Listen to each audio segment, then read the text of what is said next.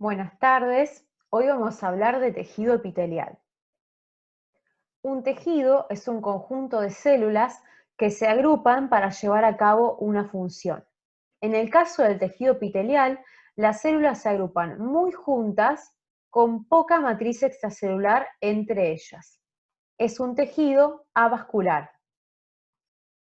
Sus funciones van a ser recubrir, ¿sí?, ya que crea una barrera entre el medio externo y el tejido conectivo que está por debajo.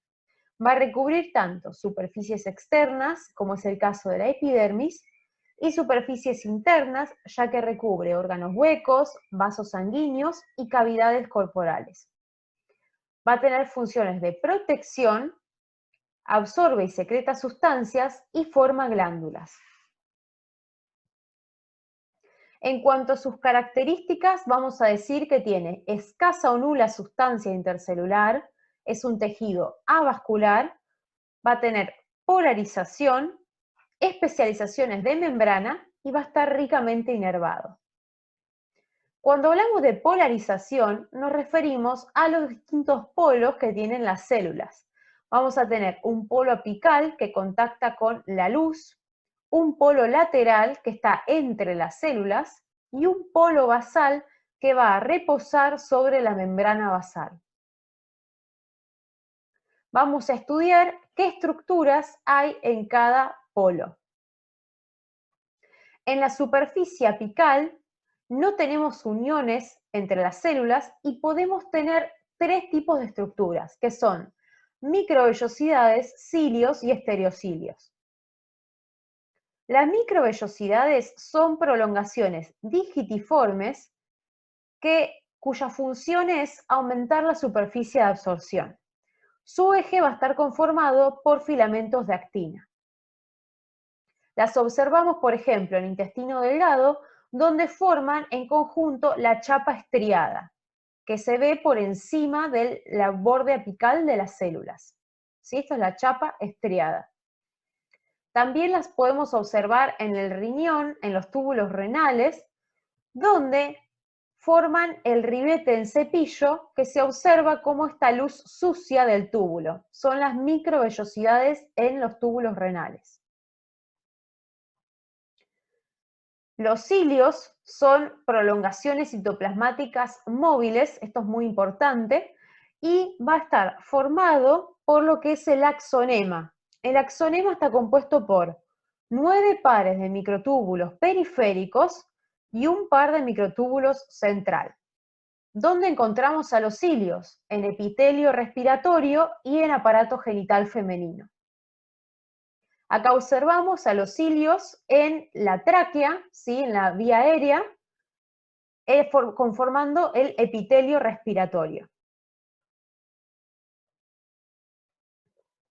Los estereocilios son prolongaciones muy alargadas que se mueven de forma pasiva y su eje está formado por filamentos de actina. ¿Dónde lo vamos a encontrar? En aparato reproductor masculino, en el epidídimo, donde cumplen funciones de absorción y maduración de los espermatozoides. También en el oído interno. Acá observamos a los estereocilios, estas prolongaciones alargadas, en la superficie apical de las células epiteliales en el epidídimo. En cuanto a la superficie parietal, podemos encontrar las uniones intercelulares, que son de 4 tipos: la zónula occludens, la zónula adherens, los desmosomas y los nexos. La zónula occludens es una unión en banda o en cinturón que rodea toda la célula, es la más apical. Le sigue la unión adherente, que también es en banda o cinturón. Luego tenemos los desmosomas, que son uniones focalizadas, puntuales entre las células, y las uniones de tipo gap. En cuanto a la zónula occludens o unión estrecha, su función va a ser sellar el espacio intercelular, ¿sí? Es la barrera primaria de difusión intercelular, ¿sí? Va a limitar el movimiento de agua y otras moléculas entre las células. Esto es muy importante, ya que va a permitir que los epitelios actúen como barrera, ¿sí? Una unión intercelular está compuesta por proteínas transmembrana que se relacionan con filamentos del citoesqueleto de cada célula.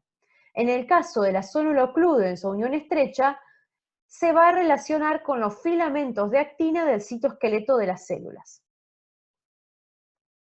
La célula adherens es una unión que se va a especializar en proveer estabilidad mecánica del epitelio mediante la vinculación del citoesqueleto de una célula con el citoesqueleto de la célula contigua.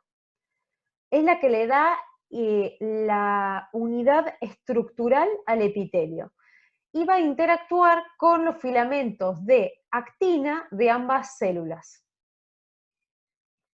En cuanto a los hemosomas o mácula adherens, son uniones fuertes que proveen adhesión puntual localizada entre las células como múltiples puntos de soldadura. Van a interactuar con filamentos intermedios del citoesqueleto de las células. En cuanto a las uniones gap o comunicantes, van a crear conductos que van a permitir la comunicación directa entre las células, ya que van a permitir la difusión de pequeñas moléculas como iones, aminoácidos o nucleótidos entre células contiguas. Esto permite la actividad celular coordinada entre las células. En cuanto a la superficie basal, vamos a encontrar que las células epiteliales reposan sobre una especialización de la matriz extracelular que se conoce como membrana basal. Y también vamos a encontrar uniones entre la célula y la membrana basal, que son los hemidesmosomas y la adhesión focal. La adhesión focal es una unión entre la célula y la membrana basal en la cual van a interactuar con los filamentos de actina del citoesqueleto que se unen a componentes de la matriz extracelular mediante proteínas. En cuanto a los hemidesmosomas, vamos a tener unas uniones que interactúan con los filamentos intermedios de las células y los fijan mediante proteínas a esa matriz extracelular. Bien, vamos a hablar ahora de la membrana basal. Dijimos que la membrana basal es una especialización de la matriz extracelular donde van a reposar las células epiteliales. Es una capa de material acelular, ¿sí? No tiene células, va a estar compuesta por proteínas y polisacáridos abundantes. Va a actuar como interfase entre las células del parénquima, que es el epitelio, y el tejido de sostén, que es el tejido conectivo que está por debajo. Una técnica que sirve para evidenciar la membrana basal es la técnica de Paz. ¿Cómo está compuesta la membrana basal? Cuando hablemos de membrana basal vamos a hablar de la lámina basal y la lámina fibroreticular. A su vez, la lámina basal se divide en lámina lúcida y lámina densa. Las funciones de la membrana basal va a ser proveer una estructura de fijación para el epitelio, va a ser de filtro molecular, de armazón o guía, va a cumplir funciones de señalización y de compartimentalización, ya que separa el epitelio del tejido conectivo que está por debajo. Vamos a hablar de los componentes de cada porción de la membrana basal. En cuanto a la lámina basal, dijimos que tengo la lámina lúcida y la lámina densa. La lámina lúcida tiene baja densidad electrónica y principalmente está compuesta por una glucoproteína que es la laminina, ¿sí? Que va a fijar el epitelio a la lámina densa. La lámina densa va a tener mayor densidad electrónica y está compuesta por glucoproteínas de anclaje como laminina y entactina, perlecan y, muy importante recordar, el colágeno tipo 4. En cuanto a la lámina fibroreticular, va a estar compuesta por proteoglucanos, que son los que le dan la carga negativa que le permite hacer de filtro molecular a esta membrana basal, ¿sí? Ya que al tener carga negativa regulan el transporte de iones. También vamos a tener glucoproteínas de anclaje como la fibronectina. Vamos a tener fibrillas de anclaje como el colágeno de tipo 7, que acá lo vemos en rojo. Placas de anclaje como el colágeno tipo 4 y fibras reticulares que hablamos de colágeno de tipo 3.